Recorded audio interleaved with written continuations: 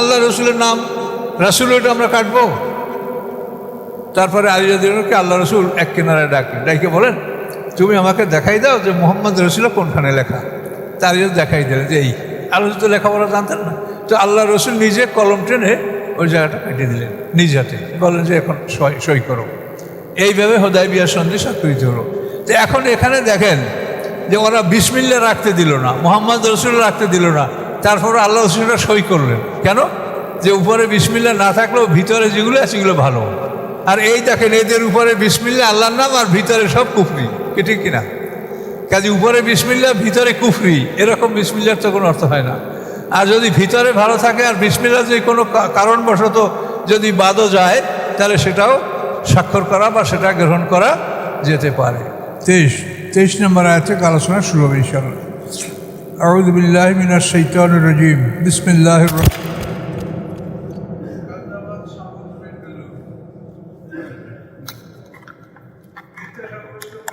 সামুদ জাতি ভয় প্রদর্শনকারীদেরকে, এই সামুদ জাতিটা এটা হচ্ছে নূহ আলাইহিস সালামের ষষ্ঠ পুরুষের জাতি। সামুদ ইবনে জাসুর ইবনে আওজ ইবনে ইরাম ইবনে সাম ইবনে নূহ, নূহ আলাইহিস সালামের ষষ্ঠ পুরুষে এই জাতিটা। আর নূহ আলাইহিস সালাম হোসেন আদম আলাইহিস সালামের দশম পুরুষের পয়গম্বর। নূহ আলাইহিস সালামের পিতার নাম লামাক, তার পিতার নাম মুতাওয়াশা, তার পিতার নাম আখনুর, তারপর তার পিতার নাম ইয়ারিদ, তার পিতার নাম মাহালাবিল, তার পিতার নাম কাবেন, বানের, শীষ, আদম আলাইহিস সালাম। আদম আলাইহিস সালামের দশম পুরুষের পয়গম্বর হলেন নূহ আলাইহিস সালাম। নূহ আলাইহিস সালামের পিতার নাম ছিল লামাক, মার নাম শামখা বিনতে আনুস। নূহ আলাইহিস সালামের পিতামাতা উভয় মুসলমান ছিলেন। এই নূহ আলাইহিস সালামের ষষ্ঠ পুরুষের পয়গম্বর হোসেন সালেহ আলাইহিস সালাম, এবং জাতিটার নাম হচ্ছে সামুদ জাতি। আল্লাহ বলেন, সামুদ জাতি ভয় প্রদর্শনকারীদেরকে অস্বীকার করল। বেন নুজুর, নাজিরের বহু বছর নুজুর। তো বহু বছর ব্যবহার করার কারণ হচ্ছে একজন পয়গম্বরকে অস্বীকার করার অর্থ হলো সমস্ত নবী রসুলকে অস্বীকার করা। এই জন্য নবীদের ক্ষেত্রে একজন নবী, কিন্তু সেখানে আল্লাহ বহু বছর ব্যবহার করে নুজুর, নাজিরের বহু বছর নুজুর। পয়গম্বর ছিলেন সালেহ আলাইহিস সালাম, এবং এদের অঞ্চলটা হলো মদিনা থেকে তাবুকের মাঝখানে হিজির অঞ্চল। কোরআন শরীফে সূরা হিজির একটা সূরা আছে, ওয়ালাকাদ কাযাযাবা আসহাবুল হিজরিল মুরসালিন। এই যে হিজির, এই হিজির অঞ্চলটা হলো সামুদ জাতির বসবাসের স্থান, মদিনা এবং তাবুকের মাঝখানে অঞ্চলটা।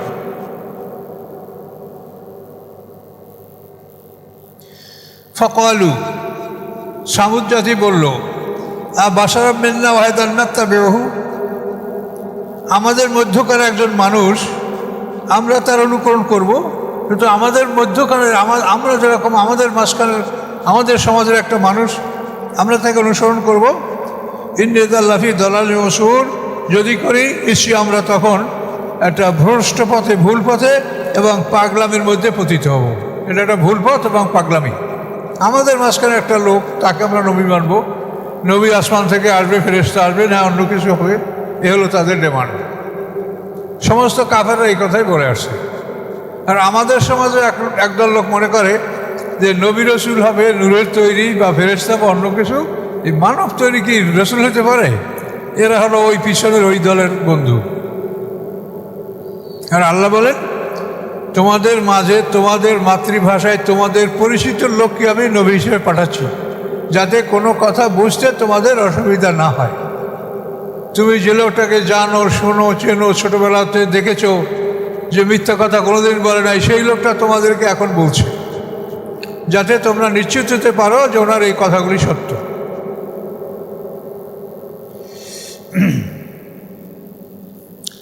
দেখেন জাতির উক্তিটা কি, আউল কি আসজিক্রু আলাইহিম মিন বাইনিনা, আমাদের মাঝখান থেকে তার উপরেই কি আল্লাহ তাআলা হেদায়েত ঢেলে দিলেন? হ্যাঁ, প্রশ্ন। আউল কি আসজিক্রু, ঢেলে দেওয়া হলো কি তার উপর উপদেশ? মিন বাইনিনা, আমাদের মাঝখানে, আমাদের মধ্যে হতে তাকেই আল্লাহ এটা দিলেন। বালহুয়া কাজ্জাবুন আশের, বরং সে একজন মিথ্যাবাদী এবং দাম্ভিক অহংকারী। এই বলে জাতির লোক সালেহ আলাইহিস সালামকে প্রত্যাখ্যান করল। আল্লাহ বলছেন সায়ালামুনা গাদান, জানবে তারা আগামীকাল মানেল কাজ্জাবুল আশের, কে মিথ্যাবাদী কে অহংকারী। আগামীকাল মানে এই বিচারের দিনটা, এটাকে আগামীকাল বলছেন আল্লাহ। তার কারণ পরকালের একটা দিন হলো 1000 বছরের সমান। তো 1000 বছর পরে যদি কিয়ামত হয় তো আগামীকাল 1000 বছর, মানে 24 ঘন্টার দিবারাত্রি শুধু আমাদের এই পৃথিবীতে। এটার সীমানা পার হলেই 1000 বছরের একদিন। এটা আল্লাহর করে স্পষ্ট বলা সূরা হুদের মধ্যে 49 নম্বর আয়াতে। আল্লাহ বলেন ইন্না মুরসিলুন নাকাতে ফিতনাতাল্লাহুম, নিশ্চয়ই আমি পাঠাতে যাচ্ছি তাদের প্রতি একটি উট নিউস্ট্রি, ফিতনাতাল্লাহুম তাদের পরীক্ষার জন্য। ফারতাকিবহুম, তাদের ব্যাপারে আপনি দেখতে থাকেন, অস্তাবের এবং ধৈর্য ধারণ করেন। আল্লাহ পয়গম্বরকে বললেন তাদের কাছে পরীক্ষামূলক একটা উট পাঠাচ্ছি আমি, আপনি দেখতে থাকেন। ফারতাকিব, আপনি দেখতে থাকেন, অস্তাবের এবং ধৈর্য অবলম্বন করেন। এই উট সম্বন্ধে এই কাহিনী তো আপনারা আগে বিস্তারিত শুনেছেন, যে ওরা দাবি করছিল যে এই পাথর থেকে যদি তুমি একটা গাভীর উট দেখাতে পারো বের করে, তাহলে আমরা তোমার উপরে ঈমান আনবো। ওদের এই কাফেরদের নেতা ছিল জুনদা বিন আমর, সেই দাবি করেছিল। তখন সালেহ আলাইহিস সালাম 2 রাকাত নামাজ আদায় করলেন, নফল নামাজ, আল্লাহর কাছে দোয়া করলেন। আল্লাহ তাআলা তার প্রার্থনা মঞ্জুর করলেন। মূর্তির মধ্যে দেখা গেল যে পাথরের মধ্যে প্রসব বেদনা শুরু হয়েছে, পাথরটা নড়াচড়া করতে শুরু করেছে। এবার পাথর ফেটে একটা গাভীর উট বের হয়ে আসলো, এত বড় যে তার এক পাদের থেকে অন্য পাদের দূরত্ব ছিল 80 গজ, এবং সে একটা উটের দুধে গোটা সামুদ জাতি তৃপ্তি সহকারে দুধ পান করতে পারত। কিন্তু তার খাদ্য খাদক ছিল এরকম, সে একটা কুয়ায় যদি মুখ দিত, পানির শেষ না হওয়া পর্যন্ত মুখ তুলত না। এবং সে যখন মাঠে আসতো তখন মানুষের গৃহপালিত যে উট, এগুলি সব পালিয়ে বাড়ি চলে যেত, কোনো উট মাঠে থাকতো না ওর ভয়তে। এই মানে আল্লাহর কাছে তোমরা চাইছো, আল্লাহ দিছে তোমাদের জন্য বিপদ। শেষ পর্যন্ত পয়গম্বর আল্লাহর কাছে দোয়া করলেন, তাদের জন্য সময় ভাগ করে দেওয়া হলো যে একদিন আল্লাহর উট মাঠে চড়বে, অপর দিন তাকে বেঁধে রাখবে পয়গম্বর, মানুষের উটগুলি মাঠে চড়বে। তো এইভাবে তাদের দিন কাটতেছিল, কিন্তু এতে তারা সন্তুষ্ট না, তাদের পশুগুলি দুর্বল হয়ে যাচ্ছিল। শেষ পর্যন্ত সমাজে কিছু অসৎ নারী যারা সম্পদশালী, এই নারীরা সমাজে দুষ্ট প্রকৃতির লোকদেরকে মানে তাদের যেটা কর্তব্য এবং তাদের যেটা ক্ষমতা তার মাধ্যমে তাদেরকে প্রলুব্ধ করলো এবং উটকে হত্যা করার জন্য তারা তাদেরকে রাজি করলো। ফলে তারা 9 নেতা এই উটকে হত্যা করার জন্য ওই কাজের দায়িত্বভার গ্রহণ করেছিল। তাদের সর্দারের নাম হচ্ছে কেদার বিন সালেফ। কেদার বিন সালেফ, আল্লাহ রসুল মেরাজে এই কেদার বিন সালেফকে আগুনে জ্বলতে দেখেছেন, যে কীভাবে সে আগুনের মধ্যে জ্বলছে। কেদার বিন সালেফ, তারপরে ওমর ইবনে লুহা, যে আরব দেশে সর্বপ্রথম পাথরের মূর্তি আমদানি করছিল বিদেশ থেকে, আরবে মূর্তি ছিল না, এই ওমর ইবনে লুহা আরবে পাথরের মূর্তি আমদানি করেছিল। এদেরকে আল্লাহ রসুল জাহান্নামে জ্বলতে দেখেছেন, যে দেহের ভিতরে আগুন জ্বলছে এবং দেহটা লাল তামার মতো হচ্ছে, আর এবং তারা শুধু মানে কাতরাচ্ছে এবং মোচড়াচ্ছে শরীর। এভাবে আল্লাহ রসুল তাদেরকে জাহান্নামে দেখেছেন মেরাজে।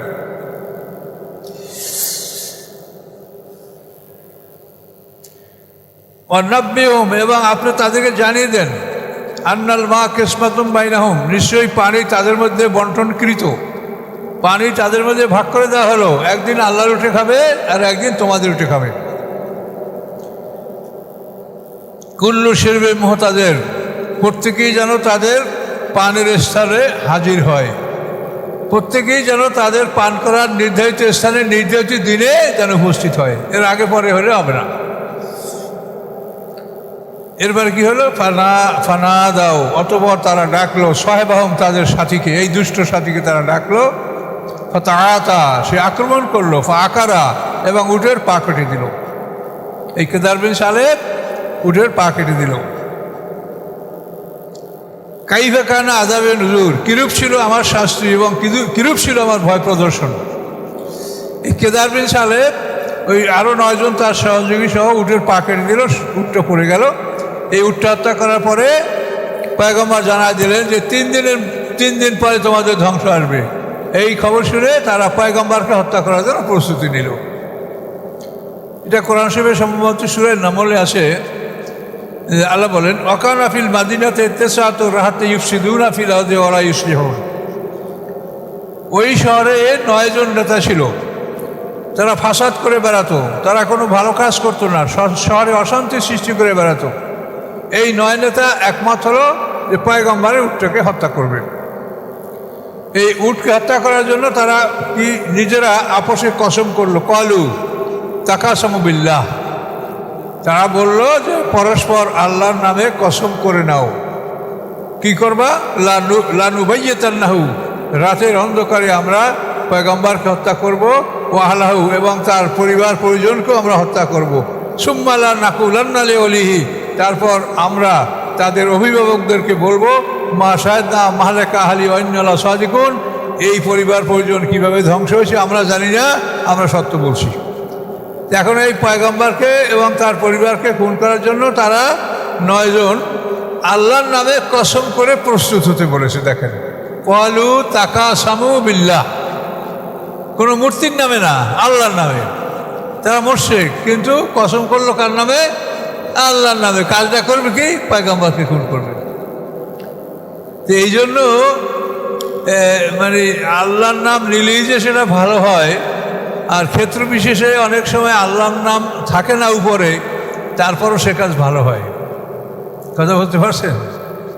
একজন মোমেন, যেটা আল্লাহ রাসূল বলছেন যে মোমেন সে একটা জীব জানোয়ার জবে করার সময় ভুলে বিসমিল্লাহ বলে নাই, কিন্তু সে যেহেতু মোমেন, তার অন্তরে বিসমিল্লাহ আছে, সে মনে নাই, কাজে এই জন্য ওই পশুটা হারাম হবে না।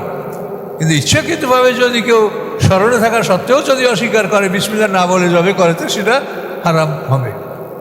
তো এভাবেই কতগুলো বিষয় কোরআন থেকে যে শেখার যে বিষয়গুলি আসে, আমাদের দৈনন্দিন জীবন এবং সামাজিক জীবনে যে সমস্যাগুলি আসে, এগুলি আমরা সব কোরআনে অনুসন্ধান করলে পাবো। এর একটা দৃষ্টান্ত আপনাকে বলছি।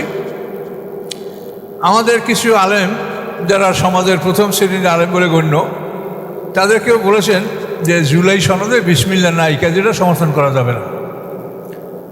এখন এইটার কোরআন এইটা সম্বন্ধে কী ফয়সালা দেয়, সেটা আমি কোরআন থেকে আপনাদেরকে বলবো। কোরআন থেকে, আল্লাহ রসুলের জীবন থেকে। 2টা জিনিস হলো আমাদের ক্রাইটেরিয়া। আমরা এটা এই 2 জায়গা থেকে আমরা বের করবো আমাদের সব কর্মসূচি। যেহেতু আল্লাহ রসুল সম্পর্কে কোরআনে আল্লাহ বলেছেন, লাকাদ কানা লাকুম ফি রাসূলিল্লাহি উসওয়াতুন হাসানা, যে তোমাদের জন্য উত্তম আদর্শ রয়েছে রাসূলের জীবনের মধ্যে। এখন দেখেন, হুদায়বিয়া সন্ধি স্বাক্ষরিত হবে, 2 পক্ষের অনেক কথাবার্তা, আপনারা সূরা ফাতহাতের আগে তাফসীর শুনেছেন। সন্ধির জন্য মানে একটা কথাবার্তার সিদ্ধান্ত হলো যে আমরা 3টা শর্ত করব মাত্র। কি? মুসলমানরা এবং আমরা মক্কার কুরাইশরা 10 বছরে যুদ্ধ করব না, 10 বছরের জন্য আমাদের সিজফায়ার থাকবে, যুদ্ধ হবে না। এবছর মুসলমানরা ফিরে যাবে, তাদেরকে কাবা ঘরে প্রবেশ করতে দেওয়া হবে না। আগামী বছর 3 দিনের জন্য তারা এখানে আসবে, 3 দিনের জন্য আমরা তাদের জন্য হেরেম মুক্ত করে দেব। তারা তওয়াফ করবে, কাবা ঘরে অবস্থান করবে, তারপর চলে যাবে। 3 নম্বর হলো, এই সন্ধি স্বাক্ষরিত হওয়ার পরে মক্কার আর কোনো লোককে মদিনায় আশ্রয় দেওয়া যাবে না। মদিনার কোনো লোক মক্কা থেকে কোনো লোক মদিনায় হিজরত করবে না। যারা আছে তারা যে যেখানে আছে সেখানে থাকবে। হ্যাঁ, মদিনায় যারা হিজরত করে গেছে আমাদের ভয়তে, অত্যাচারে, তারা যদি মক্কায় ফিরে আসে তা আমরা তাদেরকে আশ্রয় দিব, কিন্তু মদিনা আলারা আমাদের লোক আশ্রয় দিতে পারবে না, মুসলমান হলেও না। এই 3টা কথার উপরে সোহাইল ইবনে আমর, আবু জাহেলের বড় ছেলে, সোহাইল ইবনে আমর আবু জাহেলের বড় ছেলে, সেইটা সই করবে। যেহেতু আবু জাহেল তো না, এই তো বদর যুদ্ধে মারা গেছে। এখন এইটায় হযরত আলী রাদিয়াল্লাহু আনহু লিখলেন উপরে বিসমিল্লাহির রহমানির রহিম, তারপর নিচে এই কথাগুলি। সোহাইল ইবনে আমর এটা দেখেই বলে যে আমরা তো এই বিসমিল্লাহ চিনি না, আমরাও আল্লাহর নামে কাজ করি, আমরা বলি বিসমিকা আল্লাহুম্মা, একই অর্থ। তা আমরা তো এই বিসমিল্লাহির রহমানির রহিম এটা আমরা জানি না, এটা আমরা মানি না, এটা যদি এটা মুছে না ফেলা হয় তা আমরা সই করবো না। এখন সাহাবায়ে কেরাম খুব মনে কষ্ট পাচ্ছে যে আল্লাহর কোরআনের বিসমিল্লাহ এটা মুছে ফেলে জাহিলিয়াতের ওদের কথা লিখতে হবে। যে আল্লাহ রসুল বলছেন না, এটা বসে তুমি করো। তার কারণ আল্লাহ তাআলা বলছেন যে হে রাসূল, ওরা যা চায় আপনি মেনে নেন, আপনি হুদায়বিয়া সন্ধি স্বাক্ষর করে যান, এটার মধ্যেই কল্যাণ আছে। এখন আল্লাহ রসুল তো সব কথা খুলে বলছেন না, তো এখন বিসমিল্লাহির রহমানির রহিম কেটে দেওয়া হলো। এরপরে সামনে নিচে যে লেখাগুলি তার মধ্যে ছিল মোহাম্মদ রসুল্লাহ সাল্লাল্লাহু আলাইহি ওয়াসাল্লাম কুরাইশের, যে মোহাম্মদ রসুল্লাহ সাল্লামের পক্ষ থেকে কুরাইশদের প্রতি এই সন্ধিনামা যে মোহাম্মদ রসুল্লাহ, এইটা সোহেল ইবনে আমর সই করবে না। সে বলে যে তিনি মোহাম্মদুর রসুল্লাহ, আল্লাহ রসুল, এইটা যদি আমরা স্বীকার করি তো তার বিরুদ্ধে আমরা লড়াই করবো কেন? আমরা তো এটা মানি না, সে রাসুল এটা আমরা স্বীকৃতি দেই না, কাজে এটা আমরা সই করবো না। তো এবারে তো সাহাবায়ে কেরাম মানে সাদ ইবনে মুআয, সাদ ইবনে উবাদা, এরা ক্ষিপ্ত হয়ে গেলেন, আনসারদের নেতা। তারা এসে হযরত আলীর হাত চাপে ধরলেন যে খবরদার, মুহাম্মদ রসুল্লাহ কাটবে না। খুবই সাহাবী উত্তেজিত হয়ে গেলেন যে আল্লাহ রসুলের নাম, রাসূল এটা আমরা কাটবো। তারপরে আলী রাদিয়াল্লাহু আনহুকে আল্লাহ রসুল এক কিনারায় ডাকে বলেন, তুমি আমাকে দেখাই দাও যে মুহাম্মদ রসুল্লাহ কোনখানে লেখা। তার দেখাই দিলেন যে এই। আল্লাহ রসুল লেখাপড়া জানতেন না, তো আল্লাহ রসুল নিজে কলম টেনে ওই জায়গাটা কেটে দিলেন নিজ হাতে, বলেন যে এখন সই করো। এইভাবে হুদায়বিয়া সন্ধি স্বাক্ষরিত হলো। তো এখন এখানে দেখেন যে ওরা বিসমিল্লাহ রাখতে দিল না, মুহাম্মদ রসুল্লাহ রাখতে দিল না, তারপরে আল্লাহ রসুলরা সই করলেন। কেন? যে উপরে বিসমিল্লাহ না থাকলেও ভিতরে যেগুলো আছে সেগুলো ভালো। আর এই দেখেন এদের উপরে বিসমিল্লাহ আল্লাহর নাম, আর ভিতরে সব কুফরি, ঠিক কিনা? কাজে উপরে বিসমিল্লাহ ভিতরে কুফরি, এরকম বিসমিল্লাহর তো কোনো অর্থ হয় না। আর যদি ভিতরে ভালো থাকে আর বিসমিল্লাহ যদি কোনো কারণবশত যদি বাদও যায়, তাহলে সেটাও স্বাক্ষর করা বা সেটা গ্রহণ করা যেতে পারে। এই জন্য কতগুলি জিনিস বিবেচনা করতে হবে। এখানে আমরা বাংলাদেশে হিন্দু, মুসলিম, খ্রিস্টান সবাই বসবাস করি। এখন যদি আমরা বিসমিল্লাহ বলে একটা জিনিস রচনা করি, তো ওরা বলবে এর মধ্যে আমরা নাই। কি বলতে পারি কিনা বলেন? এটা বিতর্কিত বিষয় হবে। কাজে আমরা মুসলমান, আমাদের অন্তরে বিসমিল্লাহ আছে, আমরা যদি শতবার না লেখি বা আমাদেরকে জোর করে কেউ না লেখায়, তাতে আমাদের অন্তর থেকে বিসমিল্লাহ যাবে না। কাজে যেখানে কল্যাণ আছে সেখানে আমরা বিতর্কে লিপ্ত না হয়, এটা আমরা স্বাভাবিকভাবে গ্রহণ করা। এবং এটা কিসের জন্য এটা আমরা সবাই বুঝছেন যে দেশে যে আইনকানুনগুলো নষ্ট করা হয় সেগুলো সংস্কার করার জন্য, এগুলি আর কিচ্ছু না। এটা কোনো ভোটের ক্যানভাস না, এটা হলো গোটা জাতির জন্য। যে দেশে যদি ভবিষ্যতে আইনকানুন ঠিক না হয়, তত্ত্বাবধায়ক সরকার ফিরে না আসে, এতে মানুষের এত কষ্ট করে এত জীবনের বিনিময়ে যে এই দেশটাকে মুক্ত করলো, এটা আবার যেই হয়ে যাবে। এই জন্য এটা বুঝিয়ে বলার জন্য সরকারের পক্ষ থেকেও আমাদেরকে বলা হয়েছে। তো এই জন্য এই বিষয়গুলি আলেম সমাজ যে হঠাৎ করে আপনারা বিসমিল্লাহ নাই একটা ফতোয়া মারিয়ে দিলেন, কিন্তু আপনারা কোরআন থেকে জিনিসটা দেখেন না যে আল্লাহ রসুলের জীবনে কি পাওয়া যায়। আল্লাহ রসুল যখন নাজরানে দাওয়াতি চিঠি দিয়েছিলেন, এটা মক্কা বিজয়ের পরে, তো নাজরানে যখন দাওয়াতি চিঠি দিয়েছেন আল্লাহ রসুল, তখন সেই চিঠির উপরে আল্লাহ রসুল বিসমিল্লাহির রহমানির রহিম লেখেন নাই। তিনি লিখছেন বিসমিল্লাহির রব্বি ইব্রাহিম ও ইসহাক ও ইয়াকুব আলাইহিমুস সালাম। বিসমিল্লাহে আল্লাহর নামে। কোন আল্লাহ? যে আল্লাহ রব্বি ইব্রাহিম, ইব্রাহিম আলাইহিস সালামের রব, ইসহাক আলাইহিস সালামের রব, ইয়াকুব আলাইহিস সালামের রব। এইটা লিখলেন বিসমিল্লাহির রব্বি ইব্রাহিম ও ইসমাইল ও ইসহাক আলাইহিমুস সালাম। তার কারণ ওরা ইব্রাহিম আলাইহিস সালামকে মানে।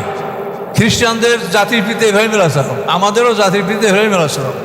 নাজরানি লোকগুলো খ্রিস্টান ছিল, এই জন্য আল্লাহ রসুল বিসমিল্লাহির রহমানির রহিম না লিখে লিখলেন কি বিসমিল্লাহির রব্বি ইব্রাহিম ও ইসহাক ও ইয়াকুব আলাইহিমুস সালাম। তাহলে দেখা গেল যে আসলে মূল উদ্দেশ্যটাকে অর্জন করার জন্য আপনাকে কিছু ছাড় দেওয়ার বিধান কোরআনে রাসূলের জীবনে পাওয়া যায়। কাজে আমরা এই সমস্ত ব্যাপারে যদি ওই কঠোর হই, তাহলে যে আমাদেরকে বলে যে অর্থোডক্স মুসলিম, গোঁড়া মুসলমান, তাহলে এই গোঁড়ামের মধ্যে আমরা ঢুকে পড়বো। এই জন্য আলেম ওলামারা যারা কথা বলবেন তাদেরকে সতর্ক করে কথা বলা উচিত, এবং প্রতিটি ক্ষেত্রে দেখা উচিত যে এই বিষয়টা আল্লাহ রসুল তার জীবনে এই সমস্ত বিষয়ে কোনো সিদ্ধান্ত বা সমাধান আছে কিনা। তাহলে আমরা দেখি যে আল্লাহ রসুলের জীবনে স্পষ্ট এইসব ঘটনাগুলি এগুলি পড়ে আছে। তো এই জন্য শুধু বিসমিল্লাহ ফ্যাক্টর নয়, ভিতরে কি আছে তাও বুঝতে হবে। উপরে বিসমিল্লাহর ভিতরে যায় কুফরি, তে বিসমিল্লাহ কী লাভ হলো? আর যদি উপরে বিসমিল্লাহ নাও থাকে, ভিতরে যদি সমাধান থাকে, গোটা জাতির কল্যাণ থাকে, তাহলে সেখানে সেটা গ্রহণযোগ্য হতে পারে। আপনারা কি করবেন আপনারা করবেন, আপনাদেরকে শুধু বুঝিয়ে দেওয়ার দায়িত্বটা আমাদের। আমরা কারো পক্ষে কথা বলার জন্য এখানে বসিনি, শুধু বিষয়টা বুঝিয়ে দেওয়া যে এটা কিন্তু এই। তো আশা করি এসব ব্যাপারে আপনারা জ্ঞানী মানুষ, তবে আপনারা রাসূলের জীবনী এবং কোরআন এই দুইটা জিনিস যদি পড়েন, জীবনের এমন কোনো দিক পাবেন না যে এইটা সমাধানের মধ্যে নাই, এটা একেবারে গ্যারান্টি। এ দেখেন, আমার আলোচনা আপনারা যারা অন্তত 20-30 বছর বসে শোনেন, তো এই 20-30 বছর পর্যন্ত আমি সব কোরআন থেকেই তো কথা বলছি, তাতে আমার কথাও ফুরেই যায় না, আর আপনাদেরও বসতে অসুবিধা হয়নি, সবই কোরআনের মধ্যে আছে। এবং সঙ্গে সঙ্গে রাসূলের বিশুদ্ধ হাদিসগুলিও আমরা গ্রহণ করছি। তো এখন এদের এই দৃষ্টান্তটা দেখালাম, যেটা ক্বালু তাকাসামু বিল্লাহ, দেখেন কোরআনের আয়াত, ওরা বললো যে পরস্পর কসম করে নাও আল্লাহর নামে, লানুবাইয়িতান্নাহু, রাতের অন্ধকারে আমরা পয়গম্বরকে খুন করব, সুম্মা লা নাকুলান্না লিওলিয়া, তারপর আমরা তার অভিভাবকদের বলবো মা শাহিদনা মাহলিকা হালি ওয়া ইন্না লাসাদিকুন, তার ধ্বংস সম্পর্কে আমরা কিছু জানি না, দেখি নাই, আমরা সত্য বলছি। এ হলো তাদের আল্লাহর নামে শপথ। এ কথাগুলি সংক্ষিপ্ত আকারে আল্লাহ এখানে বলছেন। তো এভাবে যখন তারা আল্লাহর উটটাকে হত্যা করলো, পয়গম্বর বলছেন যে এই উটের বাচ্চাটা কোথায়। এই বাচ্চাটা ধরার জন্য ওরা বহু চেষ্টা করছে, সে বাচ্চাটা লাফিয়ে একবার শূন্যের উপর উঠে যেত, ধরতে পারত না, কোনোভাবেই পারলো না। এভাবে চেষ্টা করার পরে তারা বিফল হলো। শেষ পর্যন্ত যে পাথর থেকে তার মা বের হয়েছিল ওই পাথরটা ফেটে গেল, এই পাথরের মধ্যে বাচ্চাটা ঢুকে গায়েব হয়ে গেল। এর ফলে 3 দিন পরে তাদের উপরে শাস্তি আসে। প্রথম দিন চেহারা হলুদ বর্ণের হলো, তারপরের দিন লাল হলো, তৃতীয় দিনে চেহারা কালো হয়ে গেল। এরপরে প্রভাতে তাদের উপরে আল্লাহর শাস্তি আসলো। কিভাবে? ইন্না আরসালনা আলাইহিম সাইহাতাম ওয়াহিদা, আমি পাঠালাম তাদের উপরে একটি বিকট শব্দ, অর্থাৎ জিবরিল আমিন একটা চিৎকার করেছে।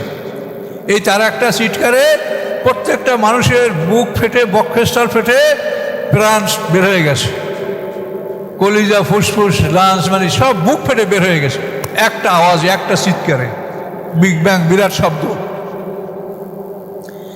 ফাকানুকা হাসিমিল মোহতাজের, এবং তারা হয়েছিল খড়কুটার মতো মোহতাজের। মোহতাজের শব্দটা হলো ক্যাটেল ফর বিল্ডার্স, অর্থাৎ ছাগলের খোয়ার নির্মাণ করে যারা, ছাগল ভরার জন্য খোয়ার বানায় না, ওই বাজে খড়কুটার দিয়া, এই খোয়ার নির্মাণকারীর নিক্ষিপ্ত বস্তু, খোয়ার নির্মাণকারী তো খারাপ জিনিস ব্যবহার করছে, ওই খোয়ার নির্মাণকারী যেটা ফেলে দিয়েছে এইটা হচ্ছে হাসিম। বুঝতে পারছেন? মানে পশুর খোয়ার নির্মাণকারী যে তুচ্ছ বস্তুগুলি ফেলে দেয়, ওই রকম তুচ্ছ বস্তুর মতো এই মানুষগুলি হয়ে গেল হাসিমেল মোহতাজের।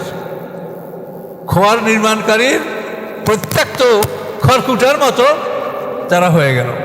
এত বড় বিশাল শক্তিশালী জাতি, এভাবে আল্লাহ তাদেরকে একটা আওয়াজের মাধ্যমে করে দিলেন। আল্লাহ বলেন, ওয়ালাকাদ ইয়াসসারনাল কুরআনা লিযিকরি ফাহাল মিন মুদ্দাকির, নিশ্চয়ই আমি সহজ করে দিয়েছি কোরআনকে উপদেশ গ্রহণ করার জন্য, আছে কেউ উপদেশ গ্রহণকারী? আল্লাহ আহ্বান করছে। আল্লাহ এই কথা বলার পরও দেখবেন সমাজে এক শ্রেণীর লোক আছে, তারা কোরআনকে ভয় দেখায়। ও বাবা, ওখানে আপনি যান না, ওই 16টা সাবজেক্ট জানা লাগবে, 18টা গ্রামার জানা লাগবে, অমুক সমুক, ওখানে গেলে আপনি গুমরা হয়ে যাবেন। এভাবে কোরআন থেকে মানুষকে দূরে সরাবার চেষ্টা করছে। এরা কিন্তু ইহুদি খ্রিস্টানদের দালাল। শোনেন, শয়তান যদি নিজে চেহারা নিয়ে আত্মপ্রকাশ করে, তো পৃথিবীর কোনো কাফেরও শয়তানের কথা শুনবে না, ওটা তুই শয়তান, তোর কথা শুনবো না। কিন্তু শয়তান কোনোদিন নিজের চেহারা নিয়ে আত্মপ্রকাশ করে না। তার সবচেয়ে বড় মাধ্যম হলো নারী জাতি। এই নারী জাতির মধ্যে ঢুইকা তারপর সে মানুষকে প্রতারণা করে এবং মানুষ তার খপ্পরে পড়ে। কাজে যারা সমাজে দিন সম্পর্কে ধোঁকা দেয়, তারাও আমার সাথে আপনার সুন্দর লেবাস করিয়ে আপনাদেরকে বলবে, যাতে দেখলে মনে হয় যে এই লোকটা তো সুন্দর একটা মানুষ, এই লোকটা যা বলে এটা তো গ্রহণযোগ্য, এটা আপনি মনে করবেন। কাজে সমাজে কিন্তু ওই রকম এক শ্রেণীর লোক আছে যে লেবাস পোশাকে তারা খুব সুন্দর, কিন্তু তাদের কথা হচ্ছে শয়তানের কথা।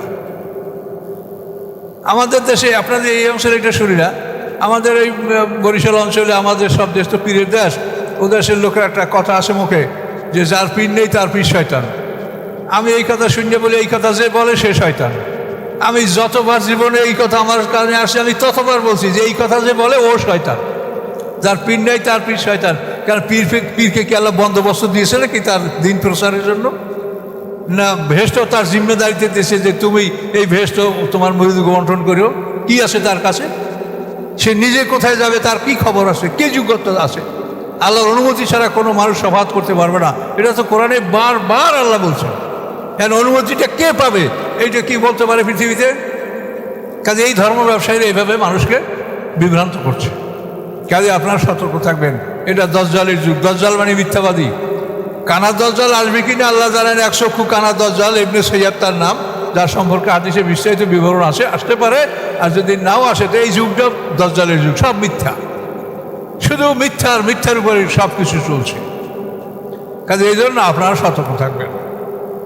আল্লাহর কালামে কোনো মিথ্যা নাই। একমাত্র সত্য জিনিস পৃথিবীতে আল কোরআন এবং রাসূলের জিন্দেগি। তো আল্লাহ বলেন ওয়ালাকাদ ইয়াসসারনাল কোরআনের যিকরে, উপদেশ গ্রহণ করার জন্য আমি কোরআনকে সহজ করে দিয়েছি। হাল মিন মুদ্দাকির, আছে কেউ উপদেশ গ্রহণকারী? কাযযাবাত কওমু লুতিন বিন নুজুর। এরপরে এই প্রসঙ্গ আল্লাহ শেষ করলেন। এরপরে কাযযাবাত কওমু লুত সম্প্রদায় অস্বীকার করলো রাসূলগণকে। তো এই লুত সম্প্রদায়দের পরিচয় হলো আল্লাহর পয়গম্বর লুত আলাইহিস সালাম। এরা সিরিয়ার উত্তর অঞ্চলে সুদুম শহর, ওখানে 5টা শহর মিলে তাদের একটা বসতি ছিল। সেখানে এই লুতের কম বসবাস করতো। ইব্রাহিম আলাইহিস সালামরা 3 ভাই, হারান, নাকুর, ইব্রাহিম। যে বড় ভাই হচ্ছে হারান, এই হারানের পুত্র হচ্ছে লুত। এবং ইব্রাহিম আলাইহিস সালাম মানে ইরাক থেকে নমরুদের ধ্বংসের পরে যখন উনি ওই ইরাক পরিত্যাগ করে উনি সিরিয়ায় হারান শহরে হিজরত করেন এবং ওখান থেকে তিনি হেবরান শহরে হিজরত করেন এবং সেখানে তিনি আল খলিল শহরে বসবাস করেন। এই সময় এই লুত পয়গম্বর উনি ইব্রাহিম আলাইহিস সালামের সাথে ছিলেন, লুত সাথে ছিলেন। আর ইব্রাহিম আলাইহিস স্ত্রী বিবি সারা ইনিও সাথে ছিলেন। সারা আবার ইব্রাহিম আলাইহিস সালাম এখন চাচাতো বোন। আর সারার পিতার নামও হারান, আর ইব্রাহিম আলাইহিস সালামের বড় ভাইয়ের নামও হারান। চাচা ভাতিজার এক নাম। জটিলতা আপনারা না পড়েন। এই লুত সম্প্রদায় তো ইব্রাহিম আলাইহিস সালাম প্রথমে হারান শহরে, সেখান থেকে তিনি হেবরান শহরে, সেখান থেকে তিনি মিশর অঞ্চলের দিকে তিনি দাওয়াতি কাজের জন্য গেছেন এবং বিবি সারাকে নিয়ে বিপদে পড়েছেন। এগুলো সব ইব্রাহিম আলাইহিস সালামের জীবনে ঘটেছে। ইব্রাহিম আলাইহিস সালাম তখন ওই সিরিয়ার হেবরান শহরে ছিলেন। আর লুত আলাইহিস সালাম ওখান থেকে আরও উত্তর অঞ্চলে তিনি বসবাস করতেন এবং সেখানে তার জাতিকে তিনি দাওয়াত দিয়েছেন। এখানে আল্লাহ বলছেন যে কাযযাবাত কওমু লুতিন বিন নুজুর, মিথ্যা সাব্যস্ত করল লুত সম্প্রদায় তাদের ভয় প্রদর্শনকারীকে। ইন্না আরসালনা আলাইহিম হাসিবা, নিশ্চয় আমি পাঠিয়েছিলাম তাদের উপরে প্রস্তরখণ্ড। হাসিবানি পাথরের টুকরা, আমি তাদের উপরে পাথরের টুকরা বর্ষণ করেছিলাম। ইল্লা আলা লুত পরিবার ব্যতীত। লুত পরিবারের মাত্র কয়েকটা লোক ছিল। লুত আলাইহিস সালামের 2টা কন্যা ছিল মুসলিম, একটা নাম জাগ্রাতা আর একটা নাম হলো রিসা। জাগ্রাতা এবং রিসা এই 2 কন্যা, আর লুত এই 3 জন। আর স্ত্রীও ছিল কাফের, স্ত্রী তো ওখানে ধ্বংস হয়েছে, সে লুত আলাইহিস সালামের সাথে বেরোতে পারে নাই। ইল্লা আলা লুত পরিবার ব্যতীত। নাজ্জাইনাহুম বিসাহার, মুক্তি দিয়েছিলাম আমি তাদেরকে শেষ রাতে। শেষ রাতে ফেরেশতারা তাদেরকে বলল যে আপনারা এই অঞ্চল ত্যাগ করেন, আপনারা বের হয়ে যাওয়ার পরে আমরা এটা ধ্বংস করব। তো লুত আলাইহিস সালাম তার স্ত্রী এবং কন্যাদেরকে নিয়ে রওনা করছিলেন, কিন্তু তার স্ত্রী পিছনে তাকিয়ে ছিল এবং আল্লাহর নির্দেশ ছিল ওয়ালা ইয়ালতাফিত মিনকুম আহাদুন, যে তোমাদের কেউ পিছনে ফিরবে না, পিছনে তাকাইলে সে আর যেতে পারবে না। তো ওই মহিলা পিছনে তাকাইছিল, পরে সে এখান থেকে আর যেতে পারে নাই, ওখানেই সে থেকে গেছে এবং সে ধ্বংস হয়েছে অন্য অন্য জাতির মতো। আল্লাহ বলেন ইন্না আরসালনা আলাইহিম হাফিজ ইল্লা আলা লুত নাজ্জাইনাহুম বিসাহার। এই যে আপনারা সাহারি কেন না, সাহারি এটা আমাদের ভাষা আমরা সবাই সেহরি বলি, কিন্তু শব্দটা সাহার, শেষ রাতের খানা যেটা আমরা খেয়ে আমরা রোজার নিয়াত করি, এটা হলো সাহারি, কিন্তু আমরা প্রচলিত ভাষায় সেহরি বলি। নেমাতাম মেনেন দেন, আল্লাহ বলেন আমার পক্ষ থেকে নেয়ামত। কাযালিকা নাজরি মান শাকার, এভাবেই আমি পুরস্কার দান করি মান শাকার, যে আমার কৃতজ্ঞতা জ্ঞাপন করে তাকে। আল্লাহ শুকর যে আদায় করে, আল্লাহ বলেন আমি তাকে এভাবে পুরস্কার দিয়ে থাকি। ওয়ালাকাদ আনজারহুম বাতশাতানা ফাতামারাউ বিন নুজুর, নিশ্চয়ই ভয় দেখাইছিলেন তাদেরকে পয়গম্বর, বাতশাতানা আমার কঠোর শাস্তির, আমার কঠোর পাকড়ার ভয় তাদেরকে দেখাইছিল পয়গম্বর, কিন্তু ফাতামারাউ বিন নুজুর, তারা সন্দেহ পোষণ করেছে এই ভয় প্রদর্শনের উপরে। এই ভয় প্রদর্শনের উপরে তার জাতি সন্দেহ পোষণ করছে যেগুলো কিছু হবে না, এগুলো পয়গম্বর এমনি বলছে। ওয়ালাকাদ রাবাদুহু আন যায়ফি, নিশ্চয়ই তারা ফুসলিয়েছিল মেহমানদেরকে।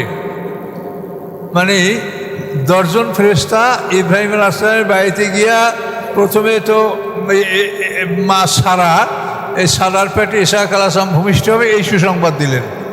এই সুসংবাদ দেওয়ার পরে ইব্রাহিম আলাইহিস সালামের গৃহ থেকে এরা উত্তর দিকে রওনা করলেন, এই ফেরেশতা 10 জন, খুব সুন্দর মানুষের বেশে। এবং এই ফেরেশতারা যখন এদিকে যাচ্ছিলেন, ইব্রাহিম আলাইহিস সালাম অনেক দূর পর্যন্ত তাদেরকে আগায় দিচ্ছিলেন, সি অফ, যেটাকে আরবিতে বলে মাসাইয়াত। তো ওই সময় ওই ফেরেশতারা ইব্রাহিম আলাইহিস সালাম দেখিয়ে দিয়েছিলেন যে এইখানে আপনার পিতা আদম আলাইহিস সালামের কবর, আপনি সালাম করেন। আদম আলাইহিস সালামের কবর সিরিয়ায়, তাকে প্রথমে দাফন করা হয়েছিল কাবাঘরের যে পূর্ব দিকে আবু কুবাইস পাহাড়, ওই পাহাড়ের একটা গুহায়, সেই গুহাটার নাম হলো মাগারাতুল কুনুজ। এই গুহা তাকে দাফন করা হয়েছিল। তো নূহ আলাইহিস সালামের প্লাবনের সময় তাকে নৌকায় তোলা হয়েছিল। নূহ আলাইহিস সালাম, আদম আলাইহিস সালাম তার সন্তানদেরকে ওসিয়ত করেছেন যে এমন একটা সময় আসবে যে কাবাঘর অঞ্চলে কোনো লোক থাকবে না, সব এখান থেকে চলে যাবে, মুসলমানরা নৌকায় উঠবে আর কাফেররা মারা যাবে, তখন আমি একা এখানে থাকবো, আমার এটা ভালো লাগবে না, তাহলে তোমরা আমাকে এখান থেকে নিয়ে যেও। ইউসুফ আলাইহিস সালাম যেভাবে বলেছেন মিশর ত্যাগ করলে সবাই তোমরা আমাকে নিয়ে যেও, এভাবে আদম আলাইহিস সালাম ওসিয়ত ছিল। এই জন্য খিজির আলাইহিস সালাম আদম আলাইহিস সালামকে নৌকায় তুলেছিলেন এবং তাকে পরবর্তীতে সিরিয়ায় দাফন করা হয়েছিল। কিন্তু সে জায়গাটা আমাদের কাছে অজানা, অপরিচিত, কিন্তু ফেরেশতারা ইব্রাহিম আলাইহিস সালামকে দেখিয়েছিলেন যে এইটা আপনার বাবার কবর এখানে। এই ফেরেশতারা লূত আলাইহিস সালামের বাড়িতে মেহমানের বেশি উপস্থিত হলেন, 10 জন ফেরেশতা, খুব সুন্দর চেহারা, সুন্দর মানুষ, সুন্দর মেহমান। এই আল্লাহ বলেন ওয়ালাকাদ রাবাদুহু আন যায়ফিহি, মানে লূত আলাইহিস সালামের মেহমানদেরকে তারা অন্যায়ের জন্য ফুসলাচ্ছিল, সেডুস করছিল তাদেরকে। আল্লাহ বলেন ফাতামাসনা আয়ুনাহুম, যখন তারা এইভাবে এই মেহমানদেরকে দাবি করলো যে তাদেরকে আমাদের হাতে তুলে দাও, তাদেরকে ফেরত দাও, তাহলে ঘরের দরজা ভেঙে ঢুকবো, এরকম যখন করলো তো পয়গম্বর তো ঘাবড়িয়ে গেলেন। তিনি বললেন আল্লাহ আমি যদি কোনো শক্তির আশ্রয় পেতাম এখন, তখন জিবরিল আমিন বললেন যে আপনি ঘাবড়াবেন, আমরা ফেরেশতা। জিবরিল আমিন একটা পাকা দ্বারা ঝাপটা মারলেন, এই ঝাপটার সাথে সাথে তারা সবাই অন্ধ হয়ে গেল, একজন আরও চৌকার নাই। তখন আমরা কালকে দেখবো, আমরা অন্ধ হইও তারপরে নরম হয় না।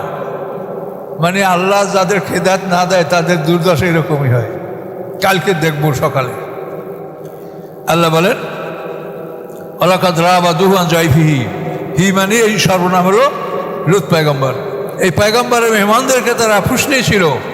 ফাতামাসনা আয়ুনাহুম, আল্লাহ বলেন আমি তাদের চক্ষু নষ্ট করে দিয়েছিলাম। ফাযুকু আযাবি ওয়া নুযুর, এবার স্বাদ গ্রহণ করো আমার শাস্তির এবং আমার ভয় প্রদর্শনের। ওয়ালাকাদ সাব্বাহাহুম বুকরাতান আযাবুম মুস্তাকির, অবশ্যই অতি প্রভাতে এসেছিল তাদের উপরে অবিরাম শাস্তি। অতি প্রভাতে মানে প্রভাত হওয়ার সাথে সাথেই, পয়গম্বর বের হয়ে যাওয়ার সাথে সাথেই অতি ভোরে তাদের উপরে অবিরাম শাস্তি শুরু হয়ে গেল। আযাবুম মুস্তাকির, অবিরাম শাস্তি। আল্লাহ বলেন ফাযুকু, স্বাদ গ্রহণ করো আযাবি, আমার শাস্তির, ও নুযুর, এবং আমার ভয় প্রদর্শনের। ওয়ালাকাদ ইয়াসসারনাল কুরআনা লিযিকরি ফাহাল মিন মুদ্দাকির, নিশ্চয়ই আমি সহজ করে দিয়েছি এই কোরআনকে উপদেশ গ্রহণ করার জন্য, আসে কেউ উপদেশ গ্রহণকারী? আল্লাহ ডাকছে আপনাদেরকে, আমাদেরকে। কতখানি আছে আর শেষ করে দিই, সেটা অল্প আছে। বিসমিল্লাহির রহমানির রহিম। ওয়ালাকাদ জাআ আলা ফিরআউনান নুযুর, নিশ্চয়ই এসেছিল ফিরআউন সম্প্রদায়ের কাছে আমার ভয় প্রদর্শনকারী পয়গম্বর মূসা আলাইহিস সালাম এবং হারুন আলাইহিস সালাম। কাযযাবু বিআয়াতিনা কুল্লিহা, তারা আমার সমস্ত নিদর্শনগুলিকে অস্বীকার করলো। একটা একটা করে 9টা নিদর্শন মুজিজা, এই সবগুলোই তারা অস্বীকার করলো। কুল্লিহা, আল্লাহ বলেন ফাআখাযনাহুম আখযা আজিজে মুক্তাদের, আমি পাকড়াও করেছিলাম তাদেরকে পরাক্রমশালীর মতো, ক্ষমতাবানের মতো আমি পাকড়াও করেছিলাম। ক্ষমতাবান যেরকম ক্ষমতা প্রয়োগ করে পাকড়াও করে, আমি এইভাবে ক্ষমতা প্রয়োগ করে তাদেরকে পাকড়াও করেছিলাম। 10,60,000 মানুষ রোহিত সাগরের মধ্যে আমি ডুবে দিয়েছিলাম। তখন ফিরআউন ঈমান আনছিল, কোরআনেই বলা আছে আমানতু আন্নাহু লা ইলাহা ইল্লাল্লাযী আমানাত বিহি বানু ইসরাঈল ওয়া আনা মিনাল মুসলিমিন। ফিরআউন তখন বলছিল আমানতু, আমি ঈমান আনতেছি, আন্নাহু লা ইলাহা, নিশ্চয়ই নাই কোনো ইলাহ ইল্লাল্লাযী, ওই আল্লাহ ছাড়া আমানাত বিহি বানু ইসরাঈল, বনি ইসরাঈল যে আল্লাহর উপর ঈমান আনছে সেই আল্লাহ ছাড়া কোনো আল্লাহ নাই, ওয়া আনা মিনাল মুসলিমিন, আমি মুসলমানদের একজন। এবার যখন ফিরআউন ঈমান আনছিল তখন তাফসীরে বলা আছে জিবরিল আমিন এক মুষ্টি কাদা তুলে আর মুখ চেপে ধরছে। ফাতাসসা জিবরাইল, তা আল্লাহ বলেন ও জিবরাইল তুমি আর মুখটা চেপে ধরলা কেন? তো জিবরাইল বলেন যা আল্লাহ আপনি রহমান, আপনি দয়ালু, যদি বারবার বলে আমানতু আমানতু, তা আপনি ঈমান কবুল করেন তো আর আমি আর বলতে দেবো না, আর আমি ধরছি। তখন আল্লাহ বলেন তুমি এত শত্রুতা কেন করছো?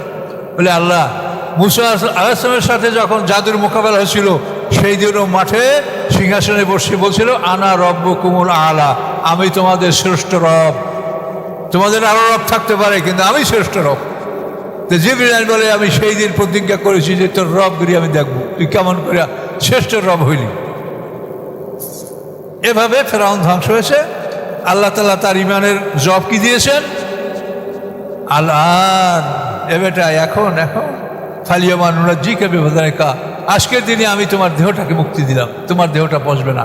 এই জন্য ফিরআউনের লাশটা মিশরের জাদুঘরে আছে, সেটা লেখাই আছে গায়রু মুমি, এটা মুমি করা না। অন্য লাশগুলো মুমি করা, এটা মুমি করা না।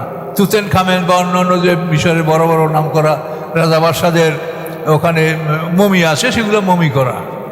আর ফিরআউনের লাশটা মমি, এটা 2 নম্বরে। 8টা লাশ আছে, 8টা রামিসিস, 8টা ফেরাউন ওখানে আসে, তার মধ্যে 2 নম্বর হলো এই ফেরাউন, যেটা কোরআনে যে ফেরাউনের কথা বলা আছে। তো আল্লাহ বলেন আখযা আজিজে মুক্তাদের, আজিজ মানে পরাক্রমশালী, অপ্রতিরোধ ক্ষমতার মালিক, ক্ষমতাবান, এভাবে আমি তাকে পাকড়াও করেছিলাম। আল্লাহ বলেন মক্কাবাসীদেরকে বলেন আকুফারুকুম খায়রুম মিন উলাইকুম, ওই কাফেরদের সাথে তোমাদের কাফেররা কি ভালো? তো ওই কাফেরদেরকে আমি শাস্তি দিয়েছি আর তোমাদেরকে ছেড়ে দেবো আমি? আল্লাহ জিজ্ঞাসা করেন তো ওই কাফেরদের সাথে তোমাদের কাফেররা কি ভালো? এই মক্কার কাফেররা ভালো? কাজে কি করে হতে পারে? তারা তো তোমাদের সাথে আরো সম্পদশালী ছিল। আমলাকুম বারাতুম ফি জুবুর, অথবা কেতাবে তোমাদের মুক্তি লেখা আছে, তোমরা মুক্তি পাবে, মরলেও তোমরা জান্নাত পাবে, এটা কোনো কেতাবে লেখা আছে? এরকম আছে নাকি কোনো কেতাব তোমাদের কাছে? তাহলে বের করো। জুবুর মানে ছোট কেতাব, আমলনামা বা অন্যান্য কোনো ছোট কেতাব লিখিত, এটার নাম জুবুর। আমিয়া কুলুনা, অথবা তারা বলে নাহনু জামিউন, আমরা একটি সংগঠন, আমরা একটি জামাত, মুনতাসে, যারা সাহায্যপ্রাপ্ত, আমরা সাহায্যপ্রাপ্ত, আমরা সব জায়গায় জয়যুক্ত হব, কাবাঘর আমাদের দখলে, আর কাবাঘর থেকে আমরা সব বরকত রহমত পাবো, এই কাবাঘরের উসিলে আমরা সাহায্য পাবো। যেহেতু ইতিপূর্বে আব্রাহা আমাদেরকে ধ্বংস করতে আসে, আব্রাহা ধ্বংস হয়ে গেছে, আমরা জিতেছি, কাজে এইভাবে আমরা চিরদিন কাবাঘরের মোতাল্লি, আমরা মুনতাসের, আমরা সাহায্যপ্রাপ্ত। এটা ছিল তাদের দাবি যে আমরা কাবাঘরের মালিক। কথা বলতে পারছেন? এই জন্য ওরা মানে কাউকে ভয় করতো না। আমরা কাবাঘরের মালিক, কাবাঘরের মোতাল্লি, কাবাঘরের সেবক, এই উসিলে আল্লাহ আমাদেরকে মুক্তি দেবে। যেমন আব্রাহাকে ধ্বংস করছে, আমাদেরকে আল্লাহ মুক্তি দিয়েছে। অথচ আব্রাহা ছিল আহলে কেতাব, খ্রিস্টান, আর ওরা মোরশেক। তাহলে আহলে কেতাব ধ্বংস হলো, মোরশেকরা মুক্তি পেল, এটা তার মনোবল বিরাট। এই জন্য মনে করতে যে মোহাম্মদ সাল্লাল্লাহু আলাইহি ওয়াসাল্লাম আহলে কেতাব আর আমরা মোরশেক, তাহলে ও আব্রাহা আহলে কেতাব ধ্বংস হয়েছে, মোহাম্মদ সাল্লাল্লাহু আলাইহি ওয়াসাল্লাম আহলে কেতাব ধ্বংস আমাদের সাথে পারবে না, এই ছিল তাদের দাবি। এই জন্য বলে নাহনু জামিউ মুনতাসির, যে আমরা এমন একটা সংগঠন, এমন একটা দল যে আমরা সাহায্যপ্রাপ্ত। আহলে কেতাবদের বিরুদ্ধে আল্লাহ আমাদেরকে সাহায্য করছে, কাজে এখনও মোহাম্মদ সাল্লাল্লাহু আলাইহি ওয়াসাল্লাম আহলে কেতাব, তার বিরুদ্ধে আমরা জয়যুক্ত হব, এই ছিল তাদের ধারণা। কিন্তু মক্কা বিজয় করিয়া মুহাম্মদ সাল্লাল্লাহু আলাইহি ওয়াসাল্লাম যখন মূর্তিগুলোকে পিটাইয়া ভাঙ্গিয়া স্তূপ করে দিল ওদের সামনে, তখন ওরা বুঝতে পারলো যে এই ভগবানরা মুহাম্মদ সাল্লাল্লাহু আলাইহি ওয়াসাল্লামের কিছু করতে পারবে না।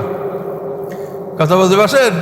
এই আগে যা করছে আমাদের ভগবানরা, কিন্তু মুহাম্মদ সাল্লাল্লাহু আলাইহি ওয়াসাল্লামের বিরুদ্ধে আমাদের ভগবানরা কিছুই করতে পারবে না। মুহাম্মদ সাল্লাল্লাহু আলাইহি ওয়াসাল্লাম সব পিটিয়ে ভাঙে নিজ হাতে লাঠি দিয়ে পিটিয়ে এগুলো সব ভাঙিয়ে চুরমার করছে। তখন ওরা বুঝতে পারছে যে আমাদের এই মূর্তিতে আর কাজ হবে না। আবু সুফিয়ানের স্ত্রী, যে আবু সুফিয়ান মক্কা বিজয় পর্যন্ত সমস্ত যুদ্ধগুলো সেনাপতির দায়িত্ব পালন করেছে, সেই আবু সুফিয়ানের স্ত্রী যে হযরত হামজার কলিজা চাপিয়ে ছিল মক্কা বিজয়ের দিন, সেও দেখে ঘরে সব তাকে মূর্তি সাজানো। তখন বললে, হায় রে ভগবান, সারা জীবন তোদেরকে এত দুধ কলা খাওয়ালাম, এত তোকে আমি দোহাই দিলাম, কিছুই তো করতে পারলি না। এতিম মোহাম্মদ, বালক মোহাম্মদ, অসহায় মোহাম্মদ সে আজকে বিজয় এসে মক্কা ঢুকছে, তোদের কোনো ক্ষমতা নাই, তোদেরকে রাখবো না। লাঠিলে নিজে পিটিয়ে সব মূর্তিগুলো ভাঙছে। আবু সুফিয়ানের স্ত্রী হেন্দা বলে দুর্দান্ত মহিলা, উতবা বিন রবিয়ার কন্যা হেন্দা ভেঙে তারপর নারীদের সাথে ডিসগুইজ করে ছদ্মবেশে আল্লাহর সামনে হাজির হয়ে সে ইসলাম গ্রহণ করছে। এর আবু সুফিয়ানের স্ত্রী মা বিয়ার মা।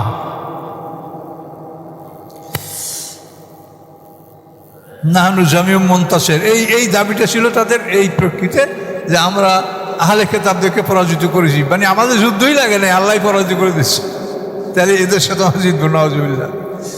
আল্লাহ বলেন, সাহিউল জমউল্লান্নাদুর, তোমরা মনে করছো যে তোমরা সাহায্যপ্রাপ্ত, অচিরেই এই জামাত পরাজিত হবে এবং তারা পিঠ প্রদর্শনপূর্বক পলায়ন করবে। তো বদরের যুদ্ধের দিন যখন আল্লাহ রসুল তার জন্য যে আরিশ নির্মাণ করা হয়েছিল, সেখান থেকে আল্লাহ রসুল লৌহবর্ম পরে লাফাতে যুদ্ধের ময়দানে আসতেছিলেন এবং এই আয়াতটা পড়তেছিলেন, সাহিউল জমউল্লান্নাদুর, যে এই জামাতকে আল্লাহ তাআলা পরাজিত করবেন এবং পিঠ দেখিয়ে তারা পলায়ন করবে। ওমর ফারুক সহ অন্যান্য সাহাবায়ে কেরামরা বলেন যে আমরা সেই দিন এই আয়াতের বুঝতে পারছি যে এই আয়াতের অর্থটা কি, যে আল্লাহ রসুল লৌহবর্ম পরে বীরের মতো যুদ্ধের মাঠে লাফাতে আসেন এবং বলছেন এই জামাত পরাজিত হবে এবং পিঠ প্রদর্শনপূর্বক তারা পালাবে। এই আয়াত সাহিউল জমউল্লান্নাদুর, এটা আপনারাও কাফেরের বিরুদ্ধে ব্যবহার করতে পারেন। আপনাদের শত্রুর বিরুদ্ধে, যে অন্যায় নিশ্চিত শত্রু, যে তার বিরুদ্ধে আয়াত ব্যবহার করা যেতে পারে। আল্লাহ সাত ও মাওয়াইদুহুম, তাদের প্রকৃত প্রতিশ্রুতি হচ্ছে কিয়ামত। কিয়ামত হলো প্রকৃত শাস্তি দিন। এটা তো দুনিয়ার শৃঙ্খলা বজায় জন্য একটা আইন রাখা হয়েছে।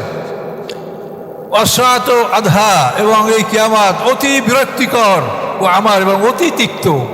এটা তাদের কাছে অতি বিরক্তিকর এবং অতি তিক্ত মনে হবে। ইন্নাল মুজরিমিনা ফি দালালিন ওয়া সুর, নিশ্চয়ই যারা অপরাধী তারা ভ্রান্ত পথে আসে এবং তারা পাগলামির মধ্যে আসে, তারা দেওয়ানা, পাগল। ইয়াউমা ইউযহাবুনা ফিন্নার, সেদিন তাদেরকে আবদ্ধ করা হবে শিকলের দ্বারা, ফিন্নার, আগুনের মধ্যে শিকলে তাদেরকে আবদ্ধ করা হবে। আল্লাহ উজুহিম, মুখমণ্ডলে ভর করে, উল্টোভাবে পা দুইটা উপরে রাইখা নিচে মাথা দিয়ে এবার উল্টোভাবে শিকলে আবদ্ধ করে জাহান্নামে ঝুলানো হবে তাদেরকে। কি শাস্তিটা বোঝেন। এবং বলা হবে যুকু মাসা সাকার, এই সাকার দোজকের স্বাদ গ্রহণ করো। সাকার একটা দোজকের নাম, জাহান্নাম, লাজা, হুতামা, সাকার, সাইর, জাহিম, হাবি, এই 7টা দোজক। তো এই সাকার একটা দোজকের নাম। আর সাকার মানে আপনি কমন, আপনি জাহান্নামও অর্থ করতে পারেন। তাদেরকে বলা হবে এই সাকারের স্বাদ গ্রহণ করো। আল্লাহ বলেন, ইন্না কুল্লা শাইইন খালাকনাহু বিকাদর, নিশ্চয়ই আমি প্রত্যেকটা জিনিসকে সৃষ্টি করেছি একটা নির্ধারিত পরিমাণে। তো এই পরিমাণ যে নির্ধারণ, যেটা যার জন্য আসে, তোমাদের হায়াত, তোমাদের ধন সম্পদ, তোমাদের বেঁচে থাকার যে উপকরণ, প্রত্যেকটা জিনিসের একটা পরিমাণ আছে। আল্লাহ বলেন প্রত্যেকটা জিনিস আমি একটা পরিমাণ মতো সৃষ্টি করেছি। আমা আমরুনা ইল্লা ওয়াহিদাতুন লামহিল বাশার, এবং নয় আমার আদেশ কিয়ামত সম্পর্কে, বরং এটা যেন চোখের পলক দিতে যে সময় লাগে, এতটুকু সময়ের মধ্যে আমি সিংহে বাঁধাবার জন্য আদেশ করব। আর ইসরাফিল তো সিংহে মুখে নিয়ে দাঁড়াই আছে। আল্লাহ রসুলের জন্মের রাত্রি ইসরাফিল সিংহে মুখে নিয়ে রেডি। শেষ পয়গম্বর জন্মগ্রহণ করছে, এর সময়টা পার হইলে কিয়ামত হবে, কাজে আমি প্রস্তুত থাকি। চোখের পলকের মধ্যে আল্লাহ আদেশ দেবে, সিংহে যদি মুখে না থাকে, নিচে থাকে, তুলতে আমার সময় পার হবে, আমি আদেশ সঠিকভাবে পালন করতে পারবো না। এদের সিংহে মুখে নিয়ে দাঁড়িয়ে আছে। তাদের তো আর খাদ্য নাই, পানাহারের প্রয়োজন নাই। আল্লাহ রসুল মেরাজে দেখেছেন ইসরাফিলকে যে সিংহা মুখে নিয়ে দাঁড়িয়ে আছে। আল্লাহ তাকে সালাম দিয়েছেন, কিন্তু সালামের জবাব দিতে পারছিল না। 3 বার সালাম দেওয়ার পরে সালামের জবাব দিয়েছে এবং আল্লাহ রসুলের কাছে ক্ষমা চেয়েছে যে ইয়া রাসূলুল্লাহ, আপনার জন্মের খবর শুনে আমি সিংহা মুখে নিয়ে দাঁড়িয়েছি, কিন্তু আমি যে সিংহাটা মুখ থেকে নামিয়ে সালামের জবাব দিব, এটা আল্লাহর কাছে আমার অনুমতি নিতে হয়েছে। আল্লাহর কাছে অনুমতি নিয়ে সিংহা থেকে মুখটা হটাইয়া আমি আপনার সালামের জবাব দিয়েছি, এই জন্য বিলম্ব হয়েছে, আপনাকে ক্ষমা করে দেন। ওমা আমরুন ওয়াহিদুল কালামিল বাশার ওয়ালাকাদ আহলাকনা আশিয়াআকুম, আল্লাহ বলে নিশ্চয়ই আমি ধ্বংস করেছি তোমাদের সমমানের, তোমাদের মানে সমপরিমাণ অপরাধী জাতিগুলিকে। শিয়া মানে দল, ওই যে শিয়া বলেন না, শিয়া এই শব্দটাই, শিয়া মানে দল, মানে তোমাদের দলগুলি ইতিপূর্বে যারা ছিল তোমাদের সমমানের সমমানান, আমি সেগুলিকে ধ্বংস করেছি। মুদ্দাকির, আছে কেউ উপদেশ গ্রহণকারী? এগুলি দেখে কেউ উপদেশ গ্রহণকারী আছে, সে যেন উপদেশ গ্রহণ করে। অকুল্লু শেন ফালুহু ফি জুবুর, এবং সব কিছু তারা যা করেছে ওটা জুবুরে আছে, লিখিত কিতাবে আছে। তারা কি করেছে সব লিখিত কিতাবে সংরক্ষিত আছে। অকুল্লু সগীর ওয়া কাবীর মুস্তাতার, এবং প্রত্যেকটা ছোট বড় একেবারে লাইনে লাইনে সাজিয়ে লেখা আছে। প্রত্যেকটা ছোট বড় লাইনে লাইনে সাজিয়ে লেখা আছে, কোনোভাবেই কোনো কিছু বাদ যায় নাই, সব আপনি দেখবেন রেডি। আর আপনি বলবেন কি মালে হাজাল কিতাবে, কি হলো এই আমলনামার, লা ইউগাদিরু সগীরাতান ওয়ালা কাবীরাতান ইল্লা আহসাহা, যে ছোট বড় কিছুই তো বাদ রাখে নাই, সবই তো আয়ত্ত করেছে। এটা আপনি বলবেন, আমরা বলবো। অকুল্লু সগীর ওয়া কাবীর মুস্তাতার, প্রত্যেকটি ছোট বড় সব কিছু লাইনে লাইনে লিপিবদ্ধ করা আছে। ইন্নাল মুত্তাকিনা ফি জান্নাতি ওয়া আনহার, নিশ্চয়ই যারা আল্লাহকে ভয় করেছে, যারা মন্দ থেকে দূরে রয়েছে, তারা থাকবে কোথায়? জান্নাতে, বাগানে, ওয়ানহার, এবং ঝর্ণার মধ্যে। সেখানে বাগানও থাকবে, ঝর্ণাও থাকবে, এবং সেগুলি আপনার ইচ্ছা মতো প্রবাহিত হবে। আপনি যদি মনে করেন যে এই ঝর্ণাটা আমি এখন বন্ধ করব, সাথে সাথে সেটা সমতল ভূমিতে পরিণত হবে। আবার মনে করেন এটা আমি চালু করব, সাথে সাথে চালু হবে। আপনার শয়নকক্ষে, আপনার বিশ্রামের জায়গায় যেখানে আপনি ইচ্ছা করবেন সেখানে সেই নহরের ট্যাপ সৃষ্টি হয়ে যাবে। দুধের নহর, মধুর নহর, শরাবের নহর, তারপরে তাসনিম, সালসাবিল, এই সমস্ত যে ঝর্ণাগুলির কথা বলা হয়েছে, আপনি যেখানে ইচ্ছা করবেন সেখানেই এই ঝর্ণার ট্যাপটা সৃষ্টি হয়ে যাবে আল্লাহর হুকুমে। এমন নিয়ামত আল্লাহ আমার জন্য প্রস্তুত করে রেখেছেন। সেই মাকাদে সিদকিন, প্রকৃত অবস্থান, মাকাদ মানে বসার জায়গা, প্রকৃত আসনে তারা আসন গ্রহণ করবে। এবং এই আসনটা কোথায়? ইনদা মালিকে মুক্তাদের, মালিকের কাছে যিনি মহা ক্ষমতাবান। এই মহা ক্ষমতার মালিক যে আল্লাহ, সেই মালিকের কাছে আমরা আমাদের উপযুক্ত আসনে আমরা অবস্থান গ্রহণ করব। এই বলে সূরাটা আল্লাহ সমাপ্ত করেছেন। আমানতু বিল্লাহ।